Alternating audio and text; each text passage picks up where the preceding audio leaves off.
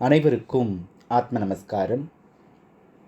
ஆனந்தலஹரியின் அபிராமி அந்தாதி வைபவத்தின் 11வது பாடலினை சிந்திக்க உள்ளோம். சுக்லாம் பரதரம் விஷ்ணும் சசிவர்ணம் சதுர்புஜம் பிரசன்னவதனம் தியாயேத் சர்வ விக்னோபசாந்தயி. பாலும் தெளிதேனும் பாகும் பருப்பும் இவை நான்கும் உனக்கு நான் கலந்து தருவேன். கோலம் செய் துங்கக்கரி முகத்து தூமணியே, நீ எனக்கு சங்கத்தமிழ் மூன்றும் தான். சரஸ்வதி நமோஸ்துப்யம் வரதே காமரூபிணி, வித்யாரம்பம் கரிஷ்யாமி சித்திர் பவத்து மே சதா. குரு பிரம்மா குரு விஷ்ணு குரு தேவோ மகேஸ்வர, குரு சாட்சாத் பரபிரம்மா தஸ்மை ஸ்ரீ குரவே நமः.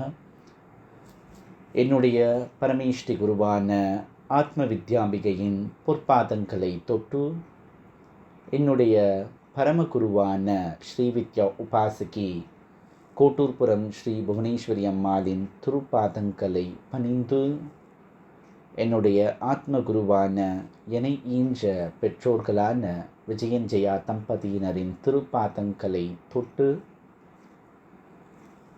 ஆனந்தலஹரியின் இந்த அபிராமி அந்தாதி வைபவத்தின் 11வது பாடலினை சிந்திக்க உள்ளோம்.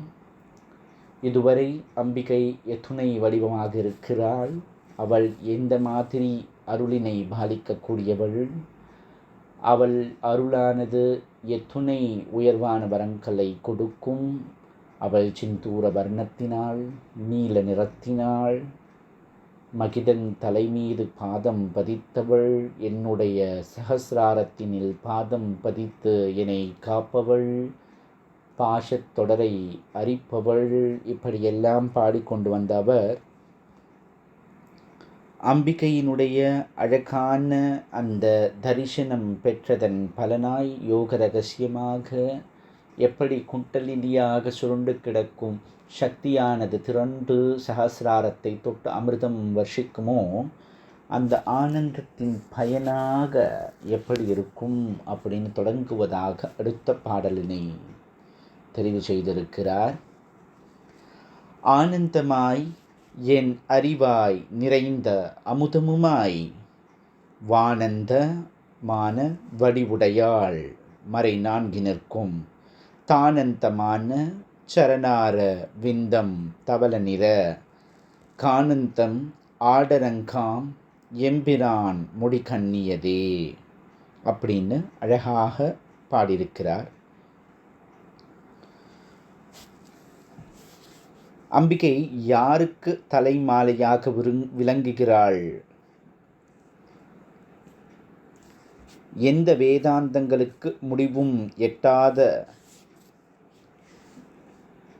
திருவடியாக அம்பிகையின் திருவடி இருக்கிறது அப்படிங்கிறத அழகாக பாடல் வடிவில் சொல்லியிருக்கிறதா நமக்கு புரிகிறது. ஆனந்தமாய் என் அறிவாய் நிறைந்த அமுதமுமாய், நான் சொன்ன மாதிரி குண்டலினி சக்தியானது அழகாக மூலாதாரத்தில் சுருண்டு கிடக்கும் பொழுது அது ஒவ்வொரு சக்கரத்திற்குள்ளும் மெதுவாக பிரவேசித்து ஸ்வதிஷ்டானம், மணிபூரகம், அநாகதம், விசுத்தி, ஆக்னி, அதை தாண்டி சகசிராரத்திற்குள்ளே பிரவேசிக்கும் பொழுது ஆனந்தமயமான கோஷமாக்கி சிவசக்தி ஐக்கியமாக்கி அமிர்தமானது மொத்த நாட்டி நிரம்புகளில் பாய்ந்து உடலினை புத்துணர்ச்சி செய்யும். அந்த ஆனந்தமானது ஒரு முறை நிகழ்ந்து விட்டாலே அந்த உடலுக்கு அழிவே கிடையாது. அப்போது இருள் சூழ்ந்திருக்கக்கூடிய காட்டில் எங்கேயோ ஒரு சின்ன ஒளி மாதிரி அம்பிகை வர்றது இருள்ங்கிற பயத்தை போக்குறது இல்லையா? அது மாதிரி அந்த ஆனந்தம் நிறைவான அறிவாக எனக்குள்ளேயே இருக்கிறது. ஆனந்தமாய் என் அறிவாய் நிறைந்த அமுதமுமாய், இப்படி இருக்கக்கூடிய அம்பிகை எப்படி இருக்கிறாள்? வானந்தமான வடிவுடையாள், வானத்திற்கு அந்தமான வடிவினை உடையவள். இதுதான் வானத்தின் எல்லை, இதற்கு மேலே அப்பால வானமே கிடையாது அப்படின்னு நம்மளால் சொல்ல முடியுமா? கண்டிப்பாக முடியாது. வானம்ங்கிறது விஸ்தாரமாக பறந்து விரிந்திருக்கக்கூடிய ஒரு வஸ்து. அப்போது அம்பிகையானவள் அந்த பறந்து விரிந்த வானம் போல பெரியவள். அப்போது இதிலிருந்து என்ன தெரியறது? அவளுக்கும் அந்தமே கிடையாது.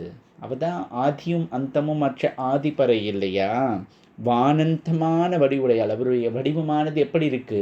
வானத்தினை எல்லையாக கொண்ட வடிவமாக இருக்கிறது.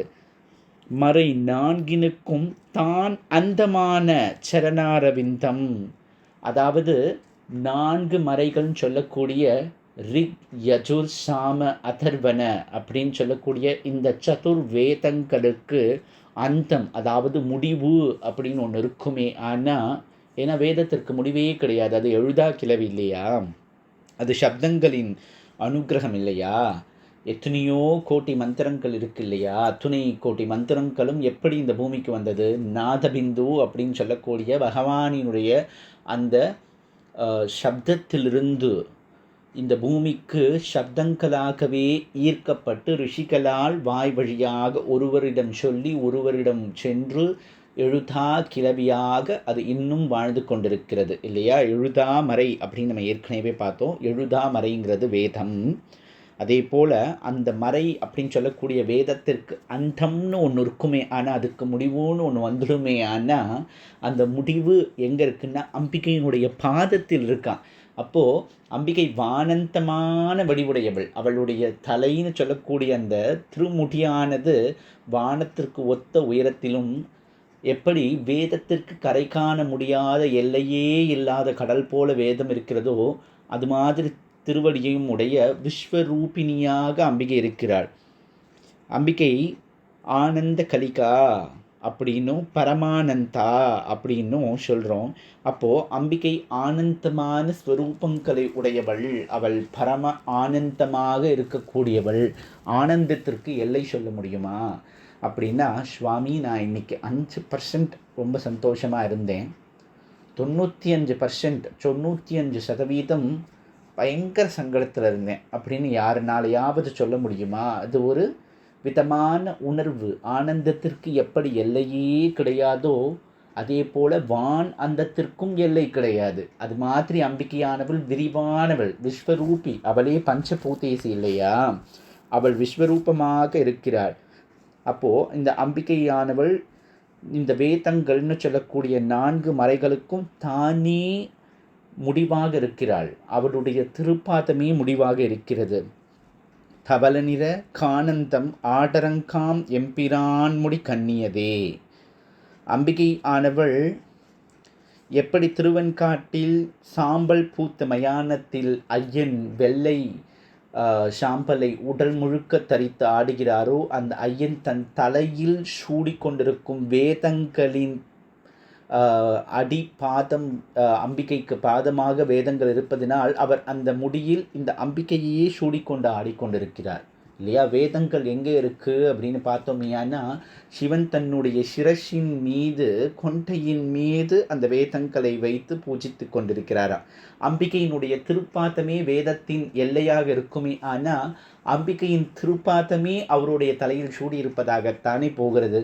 அப்போ சுவாமி அவர் மனைவி தானே, மனைவி கணவனுக்கு அடங்கித்தானே இருக்கணும். நீங்கள் என்னென்னா அம்பாள் தலைமையில் பாதம் வச்சுருக்கான்னு சொல்கிறீங்களே அப்படின்னு கேட்டேலையான்னா, ஒரு ஊடல் தத்துவம் உண்டு. கணவன் மனைவியை வணங்குறதும் உண்டு. அது நிறைய செய்யுள்களில் நம்ம பார்க்க முடியும்.